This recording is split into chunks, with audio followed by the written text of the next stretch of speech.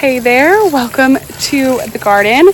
We have a beautiful, very warm, sunny, kind of breezy afternoon out here, and I am watering, as you can tell, because, I don't know, it's been pretty dry. So theoretically, let's see if I can fix my hose while I talk. Theoretically, it's going to rain tonight, but I don't really know if that's going to happen. I kind of am in that, like, I'll believe it when I see it.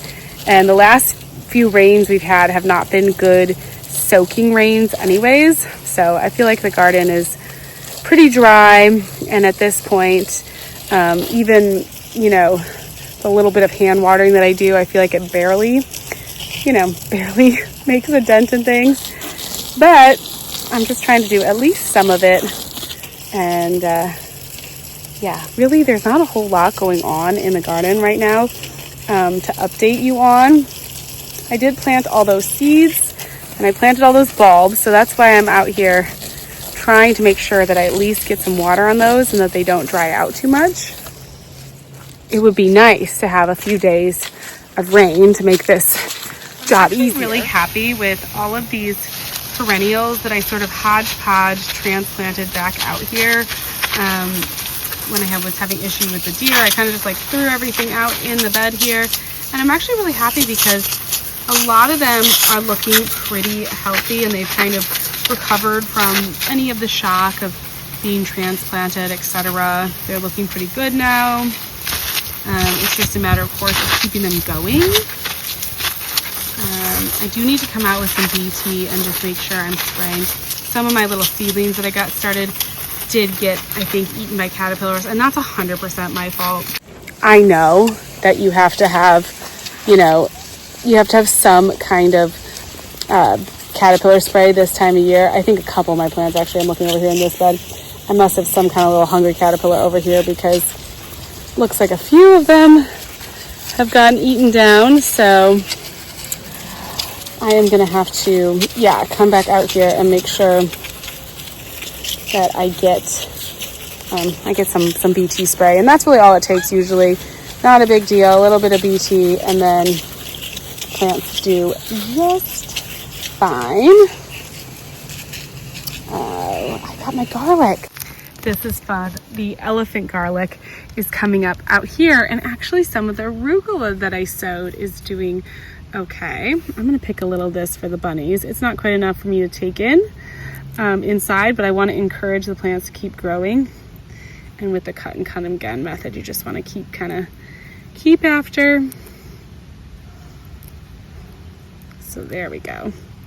The bunnies are gonna love this. One of my goals as I keep working on the garden is to really get my bunnies fed a lot from the garden. I do give them a mix of hay and some organic bunny pellets, but I'd love to be able to really grow enough leafy greens that was just like a supplement, and that they were eating the pellets were a supplement, that they were eating a lot of greenery. They like basil, they like kale, they like all that kind of stuff, and I feel like Swiss chard, I'm like, I should just grow this for them myself. I think that'd be really cool and kind of an interesting challenge for me. So that's one of my goals. Going to be working on that over the next season. Hey there, we've got a beautiful fall day. It is so nice out here. I think it's finally cool enough that I can actually get away with putting some row covers on a couple of the beds. And so I'm going to try to do that on the bed where I'm trying to grow lettuce. I'm not doing a huge fall winter garden this year. It just feels like a bit too much after the first year garden to really get that organized. But I do have this bed that's got some garlic growing in it. And I did seed some seed tape with lettuce. And so, you know what? I want to try to give it the best chance. So I have this. This is, I got these, I'm not affiliated. I got these from Gardener Supply years ago. And despite being one of those like plasticky kind of products that has the zippers and everything, they've honestly lasted pretty well. So you just kind of like zip them up and they create a little tent. Now, they make some that are strictly for pest control. These are actually for season extension. So they do provide a little bit of a greenhouse effect, which hopefully won't be too hot during the day, for the lettuce. It is getting to be like we had 40-degree weather at night. So you can just, oh, look how well that fits over. Oh my gosh, that's perfect. I think that will actually not blow away in the wind, which would be really great. So a little greenhouse. One of the biggest reasons that I like these though is that it protects like from the squirrels, and you actually can kind of, I don't know, I'm going to try to maybe keep a few things growing in here. This fits so well that I'm really tempted to go get some like fall. I don't really have any like, I don't know, all my fall seedlings got eaten basically because I didn't start out with putting a row cover like this on. And I should have just done it from the beginning, but look how well that fit. That's going to be perfect. One of the biggest issues that usually I have is, you know, if these blow away or anything, but that looks pretty snug on there. And then it's got this mesh, so hopefully they'll get enough breathing room or air flow and not get too hot, but it'll keep it warm at night, and maybe we'll get some lettuce growth. That would be nice. So I don't know. I've got a couple more. I don't really have any beds that are doing much. I was thinking of maybe throwing a couple over like these beds where I've got a few greens and actually these perennials that got kind of messed up by pests a little bit, but I did plant some seedlings in here, and maybe I should just throw a row cover. I could even just cut this back for the season.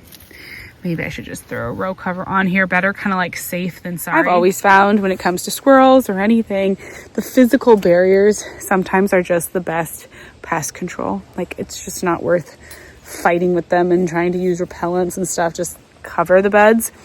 I'm sad now that fits so well that all of my seedlings did kind of get eaten by pests. Otherwise, I could really have a bunch of really nice little like winter lettuce containers. And maybe I have to. Maybe this is a sign that I need to go grab some soil and just grab some starts from the garden center and go ahead and do some more little beds like that. Because I think I could really get some fall growing going with those. That's pretty neat. And it looks pretty cute too. You know, it's pretty easy. So got that project done for today. At least got that covered. We're going to give that lettuce a chance. I don't know if it's really going to fully work, but we'll at least give it a chance. And now I'm just actually putting my next project, which hopefully I don't make it too much of a mess. I'm going to put some straw down on my like seating area over here. I laid down some paper, just not like a super intense weed barrier, but honestly, the plants don't, like the grass and stuff doesn't grow super well. The soil is very clay and very kind of, I don't know, it's just kind of tough for the grass to grow. So I put down this paper, and then we're going to put just the seeding mulch on it, and that'll just kind of, I don't know, it'll just kind of like give a little bit of a, I don't know, straw-like place for me to sit and just not have the grass growing underneath all the chairs and everything. You could use mulch, of course. I kind of like the straw because it's just it's cheaper, and I kind of like the look of the straw on the ground in the garden. It makes the whole garden have like this sort of like whimsical feel. I think it's really cute. So I'm gonna go ahead and put that all down.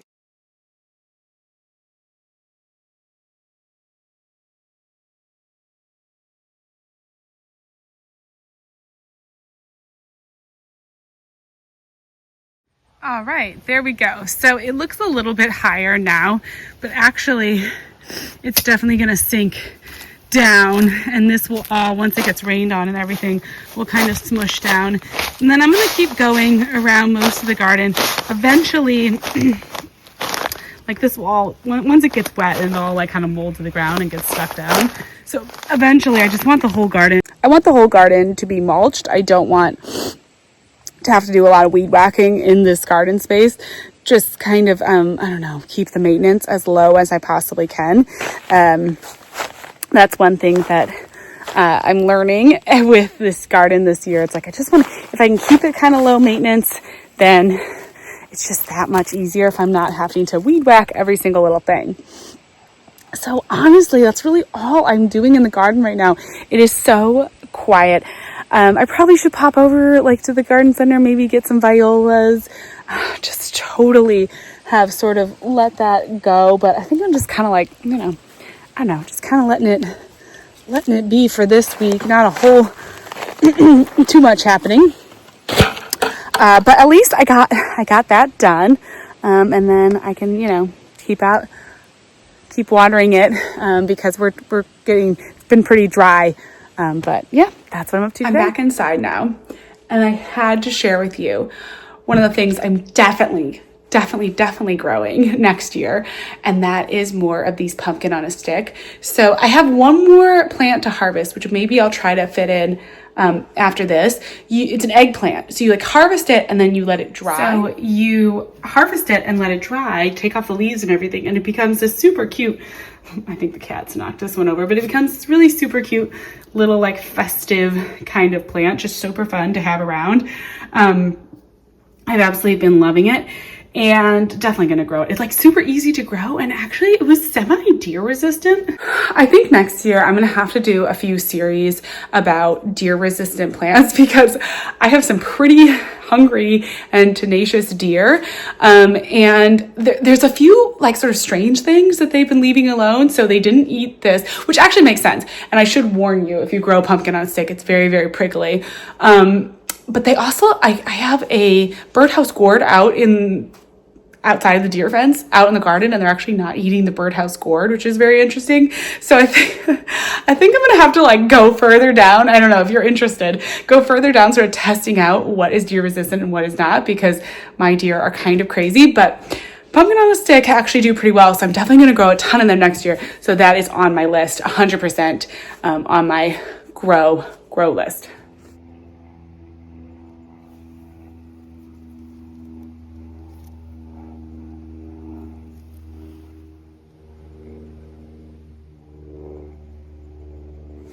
Hey there, I'm just out here checking on the flowers, and I'm also coming out to see how that lettuce tape is doing. I want to see if we've gotten any sprouting happening, any action out here in this covered raised bed.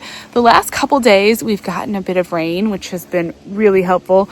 Very nice to just actually get like a good soaking rain, and it's chilly again. So it's been hot, cold. I think we're getting closer to more normal temperatures for this time of year. 40s at night, 60s during the day. That's pretty normal. So I think we're getting about there. Let's see what's under here. Oh yeah, we've got sprouts. Okay, so some of the kale is sprouting, which is great to see. Quite a bit of that. And then, yeah, the lettuce tape, we're getting sprouts.